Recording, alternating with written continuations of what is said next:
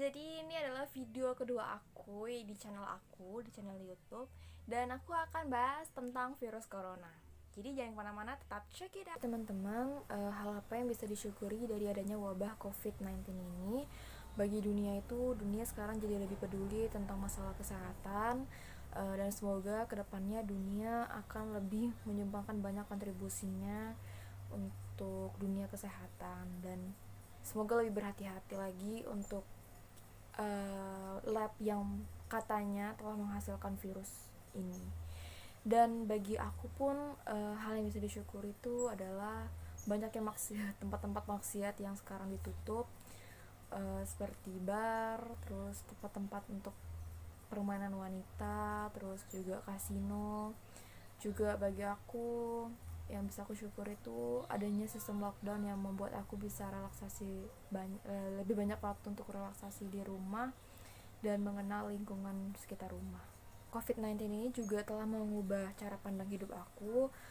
Aku semakin yakin bahwa adanya eksistensi Tuhan di dalam kehidupan kita, bahwa Tuhan sanggup menciptakan makhluk yang saking kecilnya kita tidak bisa melihat dengan mata telanjang, dan makhluk itu pun bisa menyerang kita sebagai manusia.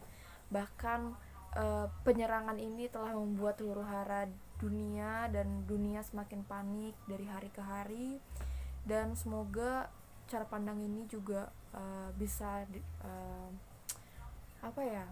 orang-orang juga bisa tersadar akan adanya eksistensi Tuhan di dalam kehidupan mereka. Dan semoga kekuatan doa yang telah kita berikan selama beberapa hari terbelakangan ini, semoga Tuhan cepat memberikan jalan keluar dari cobaan ini. Kegiatan selama di rumah kan ini, jadi bangun tuh pukul 6, 7, atau 8 tergantung orang tua bangunin itu kapan. Setelah itu bantu beresin rumah mulai dari nyapu, ngepel, jemur baju, nyuci baju, masak. Setelah itu makan siang. Setelah makan siang kembali ke kamar untuk kerjain segala tugas-tugas aku dari kuliah online, dan ngerjain pelaporan dari IO juga. IO yang sekarang lagi sibuk ya, cuma lagi di rumah kan juga.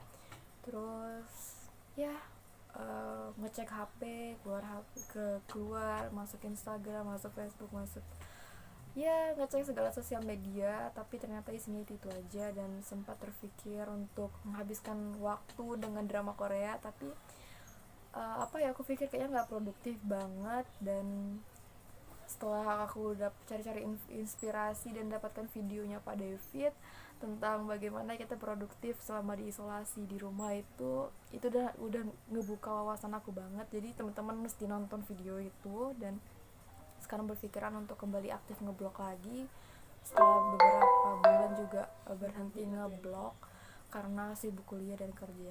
Sistem perkuliahan jarak jauh yang sekarang kita sedang terapkan di sistem lockdown ini, saya rasa sangat tidak efektif untuk kita lakukan saat minggu praktek. Kenapa? Karena saat berada di kampus pun minggu praktek kita dilakukan bersama dengan semester 1, semester 3, semester 6, dan juga dosen. Tetapi pada penerapannya di Microsoft Teams, minggu praktek pun dijadikan minggu teori. Jadi saya harap kampus bisa lebih bijak dalam menentukan sistem perkuliahan jarak jauh seperti apa yang bisa diterapkan untuk sekolah vokasi seperti kita ini. COVID-19 ini menurut saya ini adalah virus yang hasil mutasi dari SARS and MERS yang dulu pernah wabah di tahun 2002 sampai 2003. Dan menurut saya pun ada beberapa teori konspirasi yang mengatakan bahwa ini adalah virus yang bocor dari salah satu laboratorium yang berada di kota Wuhan, China.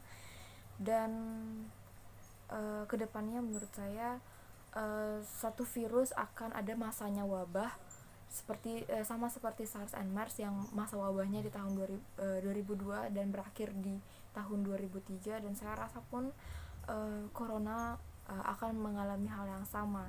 Tetapi pastinya virus tidak akan pernah berhenti, mereka akan terus bermutasi. Dan saya rasa kedepannya saya yakin bahwa ada virus baru yang bahkan lebih berbahaya daripada virus corona ini. Dan semoga tidak akan ada lagi kecerobohan laboratorium seperti teori konspirasi yang sekarang sedang merebak di mana-mana.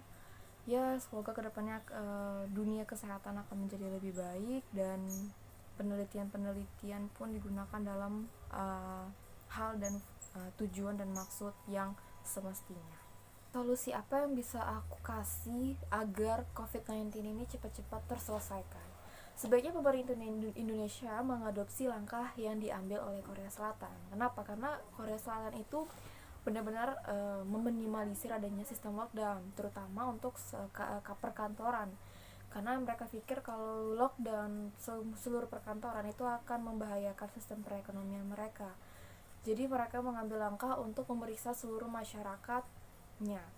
Jadi masyarakat yang benar-benar terbukti positif akan dilakukan pengobatan sedini mungkin, sehingga sebelum parah mereka udah bisa ditanganin. Dan dari langkah ini pun terbukti bahwa sebelumnya si Korea Selatan ini menangani 1000 kasus per hari, tapi dengan adanya sistem pemeriksaan terhadap seluruh masyarakat, mereka jadi menangani 93 kasus per hari.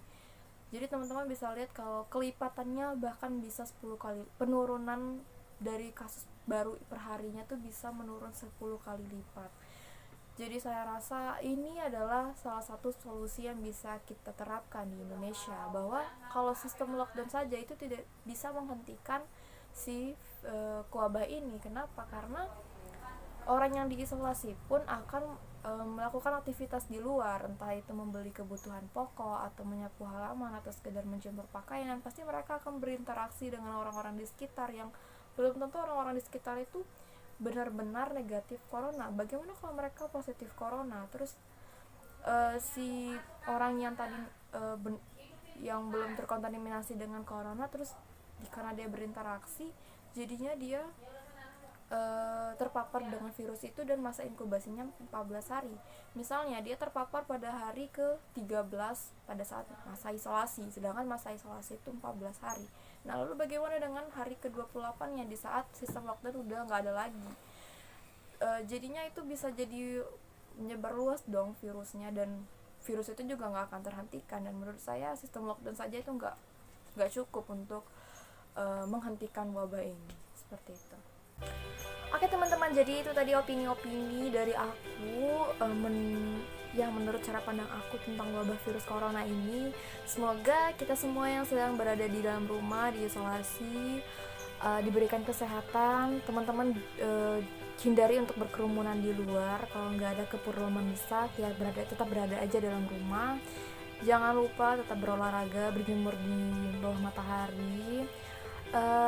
Semoga kita semua diberikan kesehatan, dan semoga Tuhan segera menyelesaikan segala huru-hara ini, dan semoga kita semua bisa mendapatkan hikmah di balik ujian dan cobaan ini. Terima kasih, jumpa lagi di video selanjutnya. Astaga.